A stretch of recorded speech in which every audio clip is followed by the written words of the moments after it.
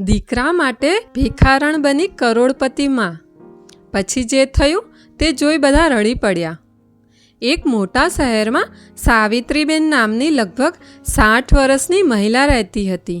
લોકો તેમને સામાન્ય વૃદ્ધા સમજે, પણ હકીકતમાં તેઓ કરોડોની મિલકત ધરાવતી હતી. તેમના પતિનું ઘણા વર્ષો પહેલાં અવસાન થઈ ગયું હતું. એક જ દીકરો હતો, આરવ. આરવ ખૂબ જ ભણેલો, સંસ્કારી અને સફળ બિઝનેસમેન હતો. પરંતુ સાવિત્રીબેનને એક જ ચિંતા હતી, મારા પછી મારા દીકરાને એવી જીવનસાથી મળે જેને મારા પૈસાથી નહીં, મારા દીકરાથી પ્રેમ હોય. ઘણા મોટા ઘરની છોકરીઓના સંબંધ આવ્યા. કોઈને બંગલો ગમતો, કોઈને કાર, કોઈને કંપની. પણ સાવિત્રીબેનને દરેકની આંખોમાં પૈસાનો લોભ દેખાતો. એક દિવસ તેમણે મોટો નિર્ણય લીધો.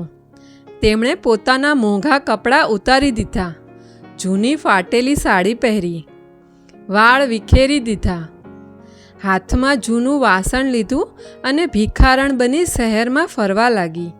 આ વાતની જાણ માત્ર તેમના દીકરા આરવને હતી. દરરોજ તેઓ અલગ અલગ વિસ્તારમાં જતા, લોકો કેવી રીતે વર્તે છે તે જોતા. તમને અમારી સ્ટોરી સારી લાગી હોય તો ચેનલને સબસ્ક્રાઈબ કરો અને લાઈક કરો અને કમેન્ટમાં રાધે રાધે લખવાનું ભૂલતા નહીં. કોઈ અપમાન કરતું, કોઈ ધક્કો મારતું, કોઈ ખાવાનું આપવાને બદલે ગાળો આપતું. સાવિત્રીબેનનું દિલ તૂટી જતું. એક દિવસ તેઓ એક નાના ઘરની બહાર બેઠા હતા. અંદરથી ચીસો આવતા હતા, તું આખો દિવસ શું કરે છે? તારા કારણે જ ઘરમાં ભાર વધી ગયો છે. આ અવાજ હતો કમલાબેનનો.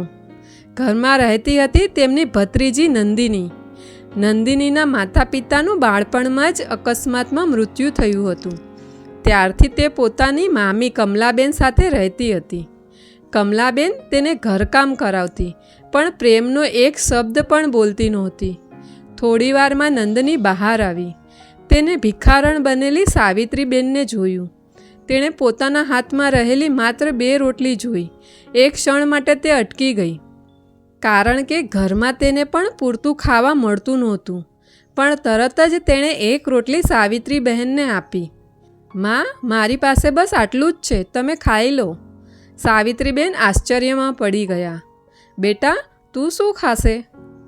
નંદિની હસીને બોલી, ભગવાન કોઈને કોઈ રસ્તો કાઢી દેશે.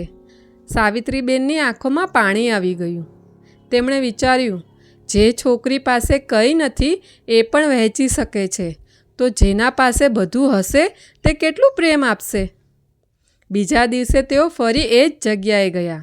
આ વખતે ભારે વરસાદ હતો. સાવિત્રીબેન ભીના થઈ ગયા હતા. નંદિનીએ દોડી જઈને તેમને પોતાના ઘરની બહારના છાપરામાં બેસાડ્યા. કમલાબેન ગુસ્સે થઈ ગઈ. આ ભિખારણને અહીં કેમ લાવી? નંદિની શાંતિથી બોલી, માં, વરસાદમાં કોઈને બહાર ઊભું રાખવું પાપ છે. કમલાબેન વધુ ગુસ્સે થઈ, પણ નંદિનીએ એક શબ્દ પણ પાછો બોલ્યો નહીં. સાવિત્રીબેન બધું જોતા હતા. હવે તેમને ખાતરી થવા લાગી કે તેઓ જે શોધી રહ્યા હતા કદાચ તે મળી ગઈ હતી. આગલા ઘણા દિવસો સુધી તેઓ નંદિનીની પરીક્ષા લેતા રહ્યા. ક્યારેક બીમાર હોવાનું નાટક કરતા, ક્યારેક ભૂખ્યા હોવાનું, ક્યારેક પડી જતા. દરેક વખતે નંદિની કોઈ સ્વાર્થ વગર તેમની સેવા કરતી. એક દિવસ સાવિત્રીબેને પૂછ્યું, જો તને ઘણા પૈસા મળી જાય તો તું શું કરશે? નંદિની બોલી, સૌથી પહેલાં મારા મામીનું દેવું ચૂકવી દઈશ. પછી અનાથ બાળકો માટે નાનું ઘર બનાવીશ. પોતાના માટે મારે 2 સમયની રોટલી અને સન્માનથી જીવવાનું મળે એટલું જ ઘણું છે. આ જવાબ સાંભળીને સાવિત્રીબેનને અંદરથી વિશ્વાસ આવી ગયો. પણ હજુ એક અંતિમ પરીક્ષા બાકી હતી. એક દિવસ તેમણે નંદિનીને કહ્યું, બેટા, હું બહુ બીમાર છું, મને હોસ્પિટલ લઈ જા. નંદિની પાસે 1 રૂપિયો પણ નહોતો. તેણે પોતાના કાનની નાની ચાંદીની વાડી વેચી નાખી અને સાવિત્રીબેનને હોસ્પિટલ લઈ ગઈ. સાવિત્રીબેન અંદરથી રડી પડ્યા. હવે તેમને ખાતરી થઈ ગઈ હતી, આ જ મારી વહુ બનશે. બીજી તરફ કમલાબેનને ખબર પડી કે શહેરના મોટા ઉદ્યોગપતિ આરવ માટે છોકરી શોધાઈ રહી છે. તેમણે તરત જ નંદિનીને ઘરમાં બંધ કરી દીધી. વિચાર કર્યો, જો નંદિની ત્યાં પહોંચી જશે તો મારી દીકરીનું શું? તેમણે પોતાની દીકરીનો સંબંધ મોકલાવવાનો પ્લાન બનાવ્યો. પરંતુ એ જ દિવસે શહેરના સૌથી મોટા બંગલામાંથી 4 લક્ઝરી કાર કમલાબેનના ઘરની સામે આવીને ઊભી રહી. આખું ગામ ભેગું થઈ ગયું. કમલાબેન ખુશ થઈ ગઈ. તેમને લાગ્યું કે આ લોકો તેમની દીકરીને જોવા આવ્યા છે. પણ કારમાંથી બહાર ઉતર્યા સૂટમાં આરવ અને તેમની બાજુમાં ખૂબ જ શાનદાર સાડીમાં સજ્જ સાવિત્રીબેન. કમલાબેન ચોંકી ગઈ. અરે, આ તો એ જ ભિખારણ! સાવિત્રીબેન સ્મિત કરીને બોલ્યા, હા, હું એ જ ભિખારણ છું. બધા આશ્ચર્યથી એકબીજાને જોવા લાગ્યા. પછી સાવિત્રીબેને આખી હકીકત કહી કે તેઓ કરોડપતિ છે અને ઘણા મહિનાથી એવી વહુ શોધી રહ્યા હતા જેને પૈસાનો નહીં, માણસાઈનો પ્રેમ હોય. તેમણે બધાની સામે જોયું. આજે હું મારા દીકરા માટે નંદિનીનો હાથ માંગવા આવી છું. નંદિનીને વિશ્વાસ જ ન આવ્યો. તેની આંખોમાંથી આંસુ વહેવા લાગ્યા. તે બોલી, પણ હું તો ગરીબ છું. સાવિત્રીબેન આગળ વધ્યા. તેના માથા પર હાથ ફેરવ્યો. ગરીબ તું પૈસાથી છે બેટા, દિલથી નહીં. આરવે પણ કહ્યું, મમ્મી જે પસંદ કરે એ જ મારી પસંદ. કમલાબેનને પોતાની ભૂલ સમજાઈ ગઈ. તેણે નંદિની પાસે માફી માંગી.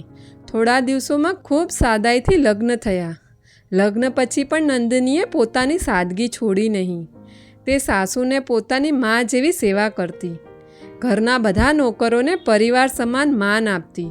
સાવિત્રીબેન ઘણીવાર ભગવાનનો આભાર માનતા. જો હું ભિખારણ ન બની હોત તો કદાચ મને હીરા જેવી વહુ ક્યારેય ન મળી હોત. અંતિમ સંદેશ: સાચી સંપત્તિ પૈસા નહીં, પરંતુ દયા, સંસ્કાર અને નિસ્વાર્થ પ્રેમ છે. જે વ્યક્તિ મુશ્કેલીમાં પણ માણસાઈ ન છોડે એ જ સાચા અર્થમાં સૌથી ધનિક હોય છે. વિડીયો સારો લાગ્યો હોય તો ચેનલને સબસ્ક્રાઈબ કરો અને લાઈક કરો. વિડીયો અંત સુધી જોવા બદલ તમારો ખૂબ ખૂબ આભાર. રાધે રાધે.